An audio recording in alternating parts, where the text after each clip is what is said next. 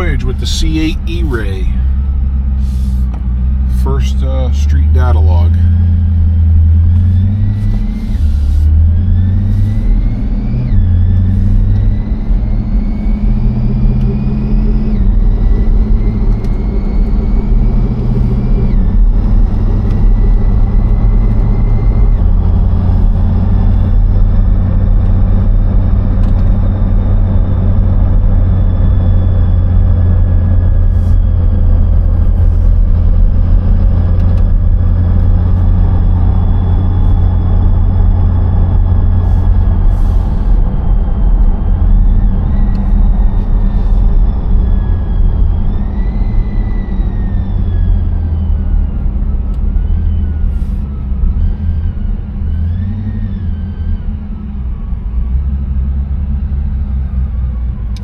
Paddle shifted to try to cover more of the cells. So far it isn't looking too bad. It's really not that awful at all. He just advertised a patch for the C8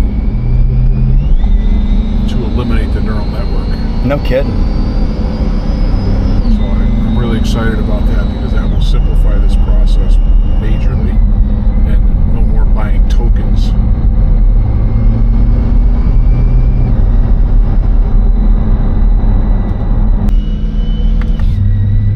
Car has 35 miles on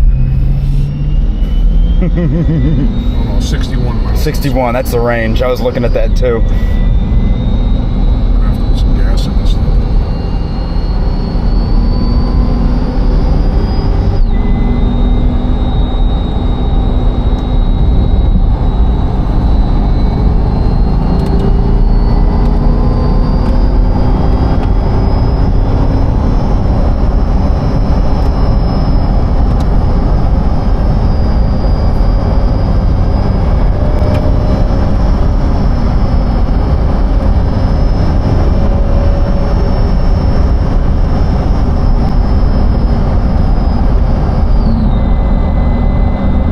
Good up there. 3-4%. Yeah, it always seems like it's easier to get the higher RPM ranges close, and your idle is always your most difficult.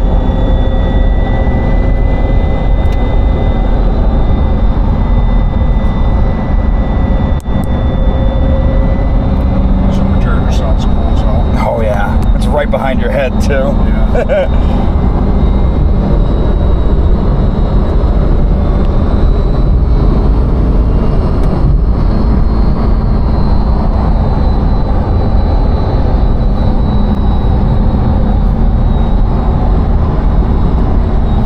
Like as reported, whenever you have the HP Tuners device plugged into the car in your Datalogging, you get service theft deterrent system message on the dash. Yeah, we had that on that last C8 that we did with the supercharger. Yep.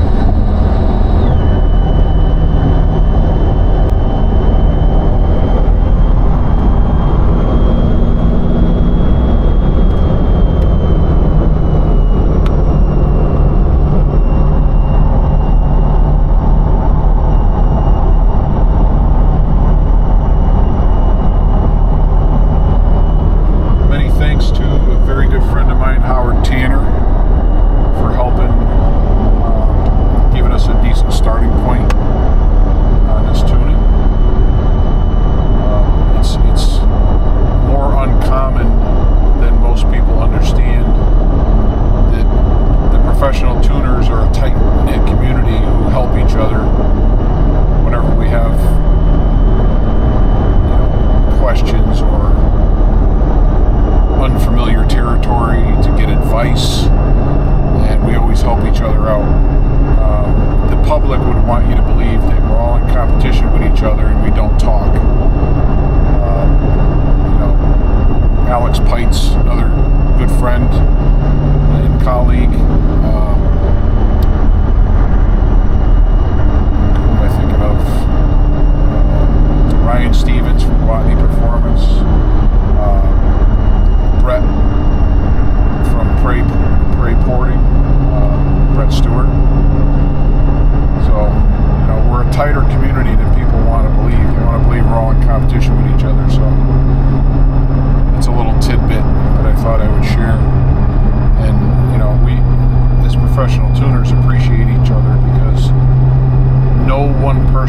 know everything. We all are going to get in those little situations where you need advice, and maybe that guy has already experienced it and solved it. You know, I help other tuners, you know, beyond those large professionals. You know, I've been in this game a long, long time, and I carry a lot of experience. You know, we don't willfully give out information to the public because that's how we make our living, right?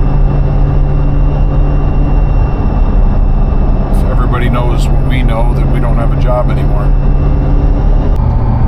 So what I'm constantly doing is cycling the throttle at different RPMs to populate what we call the long-term fuel trim data. It's actually short and long combined, so that it's more accurate. And I can also make one that's short-term only or long-term only. A lot of people in the tuning game believe that you should shut off the long-term fuel trims, and that's never really sat well with me, and it's never really worked well for me. I get phenomenal results using the long-term fuel trim data.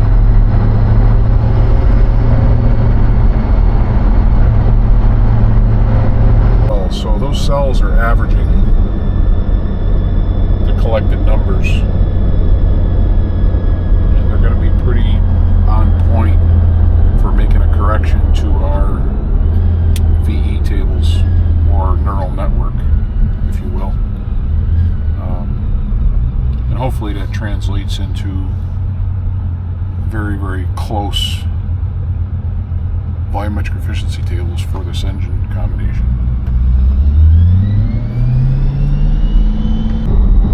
Normally I would do this on the chassis dynamometer. It's almost said engine dyno. You can do it on the engine dyno too if you got the whole engine and computer and wiring harness, everything. But normally we do this on the chassis dynamometer, and I can apply load and hit some of those cells that are very difficult to hit on the street.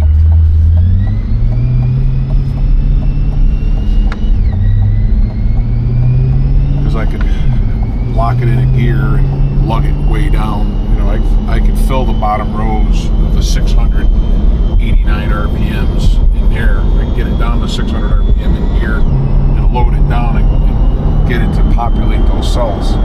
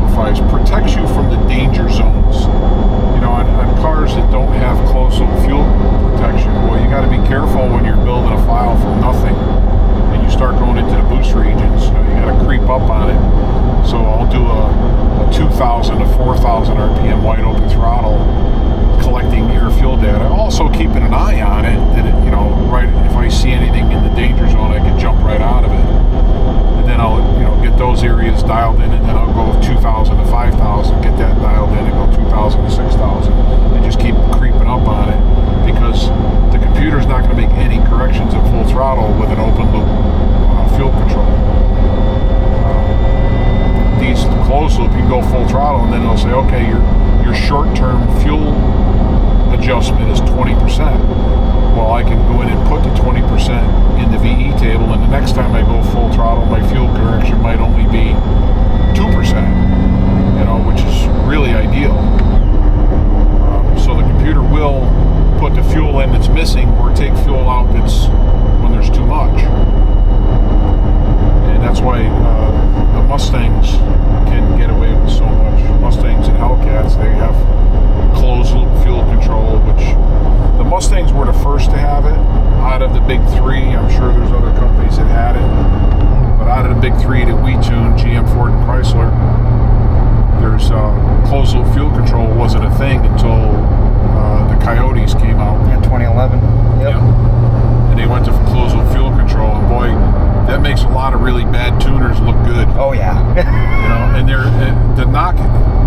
the most impressive knock algorithms on the planet are the Ford knock algorithms. It was the very first time I did a Coyote, I was like, why are the knock sensors adding timing? Like, wow, that's cool. You know, so where your timing maps might be low on timing,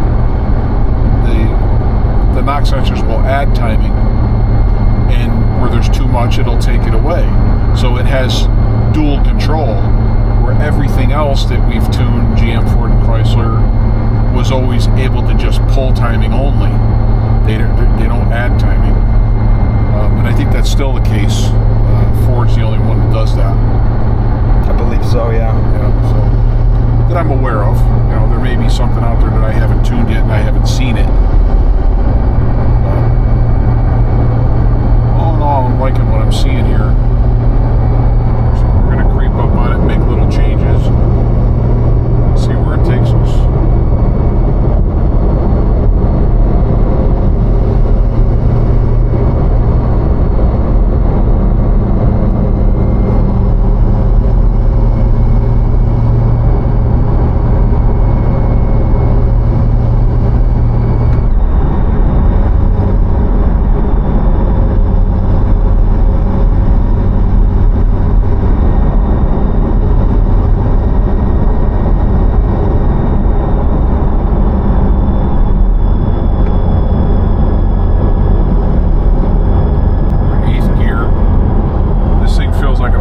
Stock car. Yeah, it's actually like very surprisingly buttery. Buttery smooth. Yeah. That's what these torque-based computers do. They're super sophisticated. Take something with a big cam and a blower on it and have it drive like a bone stock car.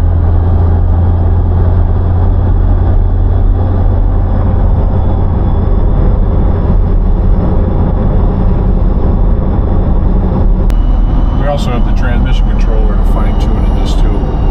Alex Peitz gave us a good baseline setup to start out with, and we'll have to fine-tune it from there. Felt a little shudder in the downshift, so we'll get that sorted out too at some point. But I've got to get all the VE right first, because that's your torque reporting to the transmission. Terminator can sounds good in this. It does. This thing sounds nuts at an idle. It's perfect. Terminator 2, forgive me.